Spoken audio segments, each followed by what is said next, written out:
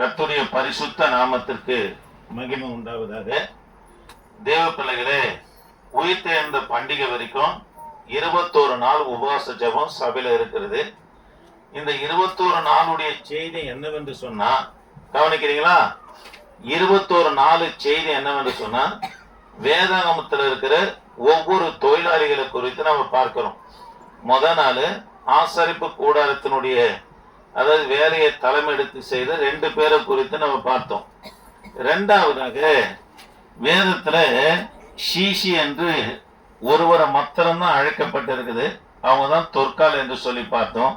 அவங்க செய்த தொழில் என்னவாய் காணப்பட்டது பாருங்க, தையல் வேலையாக இருந்தது என்று சொல்லி பார்த்தோம். இன்றைக்கு தெய்வ பிள்ளைகளை கவனிங்க, இன்றைக்கு சனகிரிப் சங்கத்தை குறித்து நம்ம பார்க்க போகிறோம். இது கர்த்தரால ஒரு விதத்துல ஏற்படுத்தப்பட்டதா இருந்தாலும் கூட இந்த இதுல பணியாற்றின ஆசாரனும் சரி, அதுல நம்பரா இருந்த 70 பேரும் சரி, சரியில்லாத பட்சத்துல பொய்யும் பாருங்க கபடம் அவங்களுக்குள்ள வந்தது நிமித்தமா இந்த சனகிரிப் சங்கம் கிபி 358 இல்லாதபடி கத்தனபன ஒழிச்சார். ஆமே, கவனிக்கலாம். பாபிலோன் சிறையிருப்புக்கு போயிட்டு வந்தாலும் கூட திரும்ப இந்த சனகிரிப் சங்கத்தை ஏற்படுத்துறாங்க, நடந்தது. ஆனா திரும்பவும் அதாவது கிபி 358 கத்தர் அது இல்லாதபடி செய்ததுக்கான காரணம் என்னன்னா உண்மையா இல்லைங்க.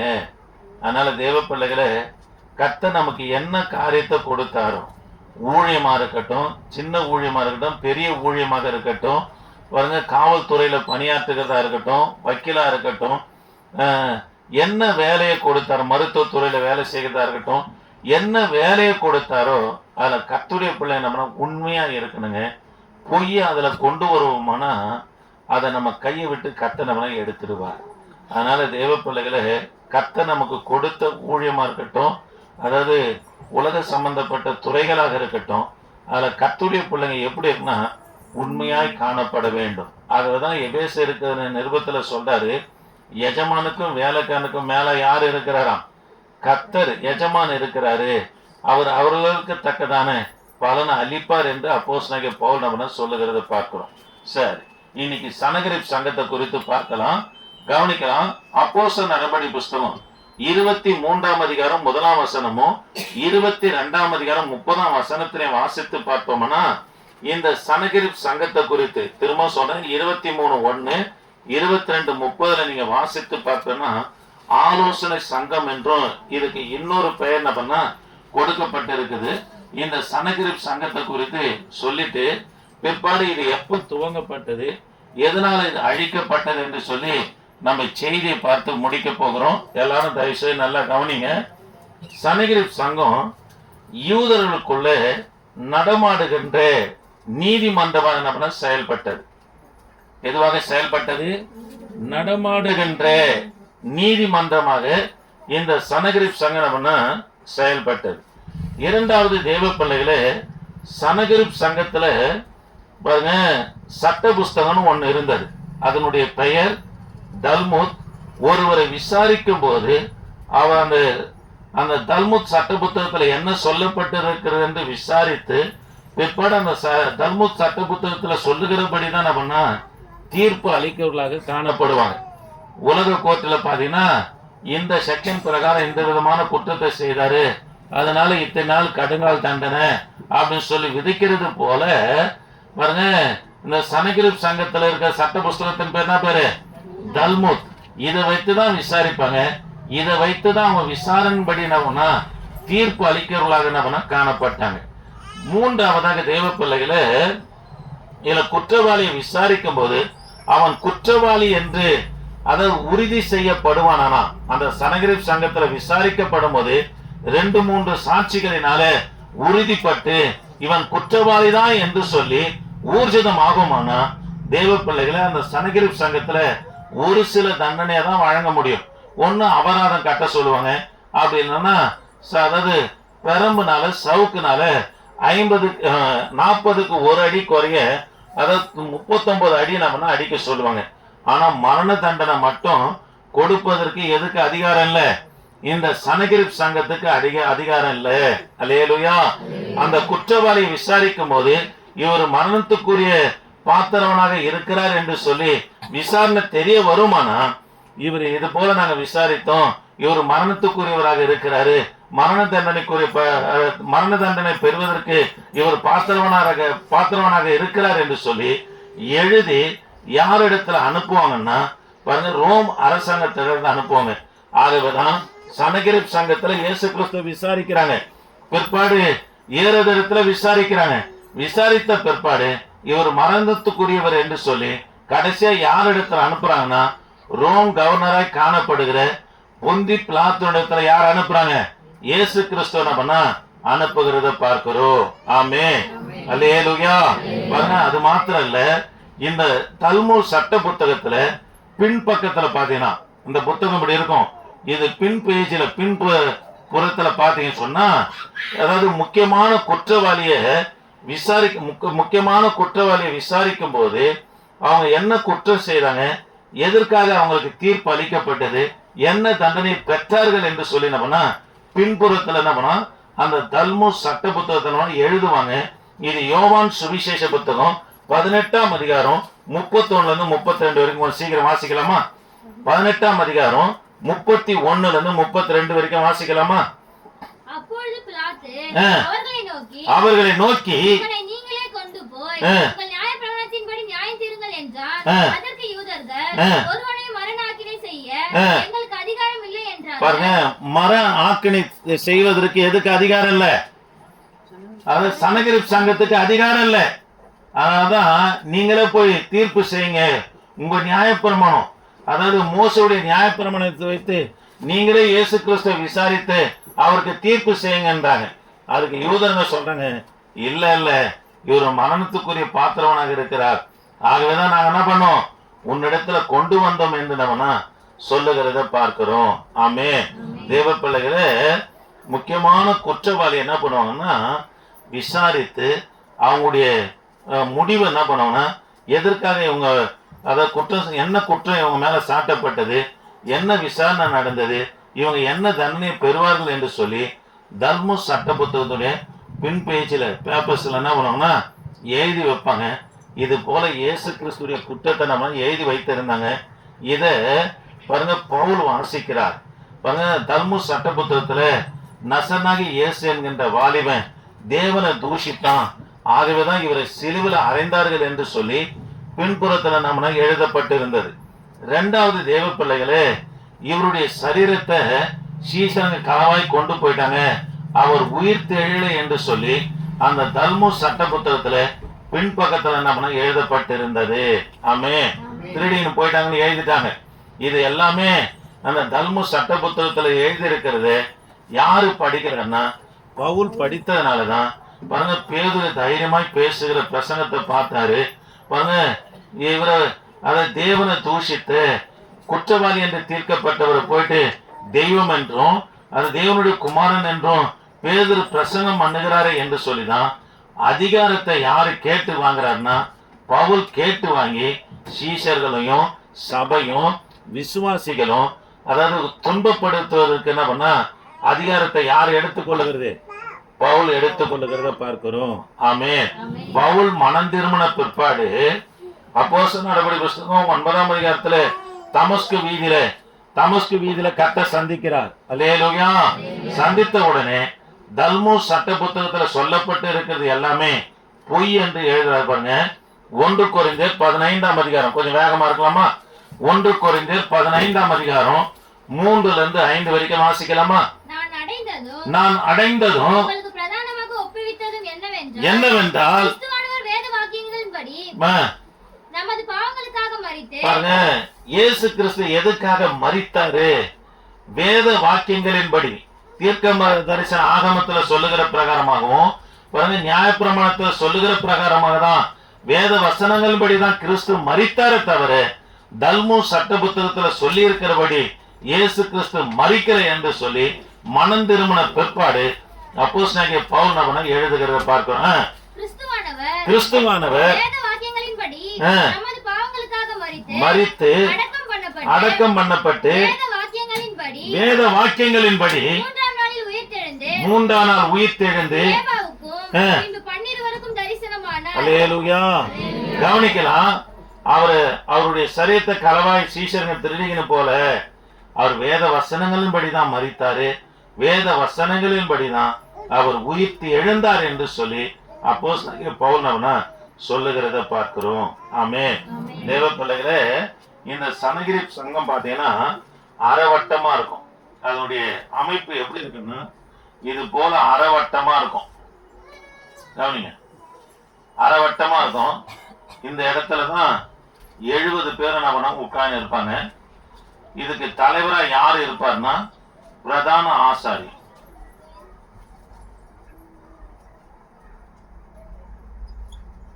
பிரதான ஆசாரியனா தலைவனா இருப்பாரு. 70 பேர் அந்த அரைவட்டத்துல தான் என்ன பண்ணுவோம்னா அரைவட்ட டேபிள் மாதிரி என்ன பண்ணுவோம் அமைச்சிருப்பாங்க. இந்த அங்க சேர்ஸ் இருக்கும், அதுல உட்கார்ந்து இருப்பாங்க. கவனிக்கலாம், குற்றவாளிய இங்க நடுவுல வச்சு நான் விசாரணை செய்து கொண்டு இருப்பாங்க. ஆமே தேவ பிள்ளைகளே, இங்கதான் அவங்க எல்லாரும் 70 பேர் என்ன பண்ணா உட்கார்ந்து கொண்டு இருப்பாங்க. தேவ பிள்ளைகளை கவனிக்கலாம் கவனிக்கலாம் கவனிக்கலாம். இந்த சனகிரி சங்கம் எப்ப துவங்கப்பட்டதுன்னு உங்களுக்கு சொல்லி இந்த செய்தியை முடிக்கும்படியா விரும்புகிறேன். என்னாகமும் 11ஆம் அதிகாரம், என்னாகமும் 11ஆம் அதிகாரம் 16ல இருந்து 17 வரைக்கும் வாசித்து பார்ப்பேன்னா சொல்லுகிறேன். கவனிங்க கவனிங்க. என்னாகமும் 11ஆம் அதிகாரம் 16ல இருந்து 17 வரைக்கும் வாசித்து பாருன்னா, எகிப்துல இருந்து வரும்போது இஸ்ரவேல் ஜனங்களை எகிப்துல இருந்து மோசே கொண்டு வருகிறார். அவரு மாத்திரம்தான் விசாரிக்கிறார். புருஷர்கள் மாத்திரம் 6 லட்சம் சொல்லி வேதத்துல சொல்லப்பட்டு இருக்குது. புருஷர்கள் என்று சொன்னா 20 வயதுல இருந்து 40 வயதுக்குள்ள இருக்கிற ஆண்களை தான் புருஷர் என்று வேதம் சொல்லுது. ஆகவேதான் எபேசியருக்கு நிருபத்துல அப்போஸ்தலனாகிய பவுல் சொல்றாரு, உங்கள் சொந்த புருஷருக்கு என்ன பண்ணுங்க, கீழ்ப்படிந்திருங்கன்னு சொல்றார். தேவ பிள்ளைகளே எல்லாரும் கவனிங்க. 20 வயது கீழே இருக்கிறவங்க கணக்கு எடுக்கல, 40 வயதுக்கு மேல இருக்கிறவங்க கணக்கு எடுக்கல. ஸ்திரீகளை பிள்ளைகள்லாம் கணக்கு எடுத்தா சரித்திரம் பிரகாரமாய் 32 லட்சம் பேர் எகிப்துல இருந்து இஸ்ரவேல் ஜனங்க புறப்பட்டு வராங்க. ஆனா புருஷர்கள் மாத்திரம் எத்தனை பேரு? 6 லட்சம் பேர் என்று சொல்லி வேதத்துல வாசிக்கிறோம். அல்லேலூயா. இத்தனை பேருக்கும் ஒரு மனுஷனால நியாயம் விசாரிக்க முடியல. யாரு? மோசேவால விசாரிக்க முடியல. இதனால என்ன செய்தார்னா, கர்த்தருடைய ஆலோசனை பிரகாரம் தான் பாருங்க, எனக்கு மிகப்பெரிய பாரமா இருக்குது என்று சொல்லி கர்த்தரை நோக்கி மோசே முறையிடும் போது 70 மூப்பர்களை தெரிந்து கொள்ளு என்று சொல்லுகிறார். 70 பேர்களை ஏற்படுத்தி ஜெபம் பண்றாரு. அவங்க மேல மோசே மேல இருந்தது போலவே கர்த்தருடைய அபிஷேகம் அவங்க மேல இறங்குது. 70 பேரை நம்ம தீர்க்க தரிசனம் சொல்றாங்க. அல்லேலூயா. 70 மோசோடு கூட சேர்த்து எத்தனை பேரு? 71 பேர் நம்மனா துவங்க ஆரம்பத்துல இப்படிதான் துவங்கப்பட்டது. இது யூதருக்குள்ள பின் நாட்களை என்னன்னு வந்ததுன்னா சனகிரி சங்கம் என்று சொல்லி நம்மனா வந்ததை நாம் பார்க்கிறோம். அல்லேலூயா. நீங்க எஸ்ராவின் புத்தகம் 5ஆம் அதிகாரம், எஸ்ராவின் புத்தகம் 5ஆம் அதிகாரம் 5ஆம் வசனம் 9ஆம் வசனம் பாருங்க, 6ஆம் அதிகாரம் 7ஆம் வசனம் இவைகள் எல்லாம் வாசித்து பார்ப்போம்னா, பாபிலோன் சிறையிருப்புக்கு போய் வந்த பிற்பாடும் இந்த சனகிரி சங்கம்னா செயல்பட்டது நம்ம பார்க்கிறோம். அல்லேலூயா. இந்த சனகிரி சங்கத்துக்கு தலைவர் யாரா இருப்பாரு? பிரதான ஆசாரியனா இருப்பார். கவனிக்கலாம். அதுக்கு பிற்பாடு முக்கியமானவங்க இயேசு கிறிஸ்துடைய நாட்கள்ல யாரெல்லாம் இருந்தார்கள் என்று சொன்னா, அர்மத்திய ஊரானாகி யோசப்பு, நிக்கோதேமு, அதாவது யோவான் சுவிசேஷ புத்தகம் 3ஆம் அதிகாரத்துல வராரு இல்லையா நிக்கோதேமு. இந்த நிக்கோதேமு பிற்பாடு பவுல் கற்றுக்கொண்ட வேதத்தை கமாலியல் இடத்துல கற்றுக்கொண்டெல்லாம் கமாலியல் சொல்லி இது போல ஆட்கள் தான் நம்ம முக்கியமான நபர்கள் எல்லாம் இந்த சனகிரி சங்கத்துல இருப்பாங்க. ஆனா பிரதான ஆசாரியன் தான் இதுக்கு என்னவா இருப்பாரு? தலைவராக காணப்படுவார். அல்லேலூயா. அதுக்கப்புறம் குற்றவாளிகளை மாத்திரம் இந்த சனகிரி சங்கத்துல விசாரிக்க மாட்டாங்க. நியாயப்பிரமாணத்தை மீறினாலும் கூட இந்த சனகிரி சங்கத்துல என்ன பண்ண விசாரிக்கிறவர்களாக இருப்பாங்க. அல்லேலூயா. அல்லேலூயா. சரி, அததான் யோவான் சுவிசேஷ புத்தகம் 18ஆம் அதிகாரம் 22ஆம் வசனமும் 31ஆம் வசனத்திலையும் வாசித்து பார்ப்போம்னா, ஒருவன் நியாயப்பிரமாணத்தை மீறி நடந்தாலும் கூட அவனை என்ன பண்ணுவாங்கன்னா இந்த சனகரிப் சங்கத்துல விசாரிக்கிறவர்களாக காணப்படுவாங்க. ஆமே. சரி, இந்த சனகரிப் சங்கத்துல எப்பேற்பட்டவங்களை தேர்ந்தெடுக்கணும்னு சொல்றாரு பாருங்க. யாத்திராகமம் 18:21. கொஞ்சம் சீக்கிரம் வாசிக்கலாமா? யாத்திராகமம் 18:21.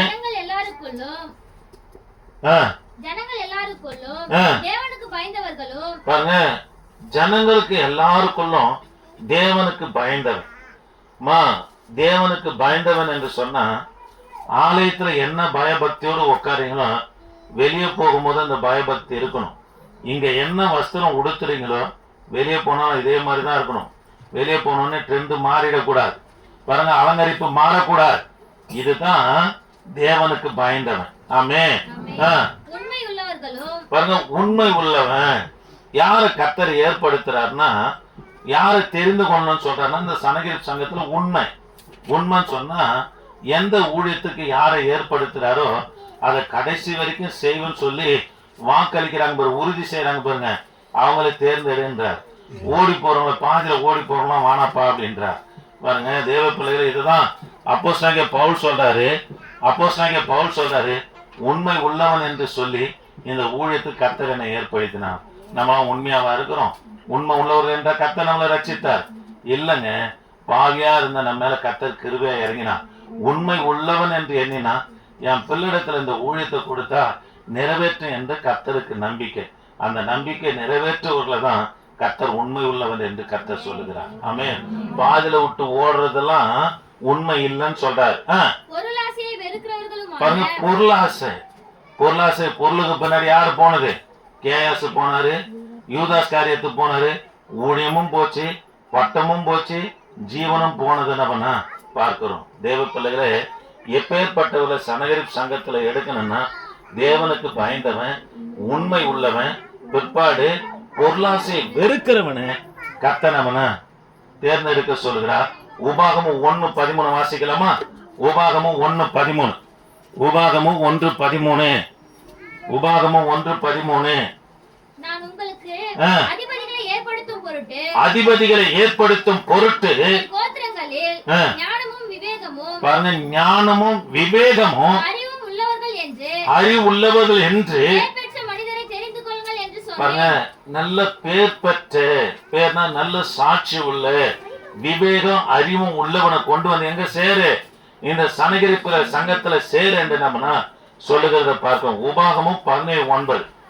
உபாகமும் 17:9 கொஞ்சம் வாசிக்கலாமா?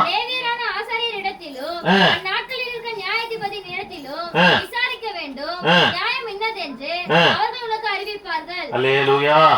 எப்பேற்பட்டவங்களை தேர்ந்தெடுக்கணும்னு சொல்றாரு பாருங்க. தேவனுக்கு பயந்தவன், உண்மை உள்ளவன், பொருளாசை வெறுக்கிறவன். பிற்பாடு உபாகமும் 1:13 சொல்றாரு, ஞானம் உள்ளவன், பாருங்க, விவேகம் உள்ளவன், பாருங்க, அறிவு உள்ளவனு. அதாவது பாருங்க, அப்பேற்பட்ட ஆட்களை எங்க கொண்டு வந்து சேருன்றாரு? சனகரிப் சங்கத்துல சேருன்றார். இதே அப்போஸ்தலர் நடபடி புஸ்தகம் 6ஆம் அதிகாரத்தை நம்ம வாசித்து பார்ப்போம்னா, பந்தி விசாரணைப்புக்கு ஆண்டவர் எப்பேற்பட்டவர்களை தேர்ந்தெடுக்க சொல்றாருன்னா, பாருங்க, பரிசுத்தாவின் அபிஷேகத்தை பெற்றவர்களும், விவேகம் உள்ளவரும், ஞானம் உள்ளவர்கள் என்ன பண்ண, நற்சாட்சி பெற்றவர்களும் தேர்ந்தெடு என்று என்ன பண்ண சொல்லுகிறார். அல்லேலூயா. தேவ பிள்ளைகளே, இது யூதர்கள் கொடுத்த வேலைங்க, தொழிலுங்க. ஜனங்களுக்குள்ள நியாயம் விசாரித்து தீர்ப்பளித்து நடத்தும்படியா கர்த்தரை ஏற்படுத்தப்பட்ட ஒன்றுதான் இந்த சனகரிப் சங்கம்.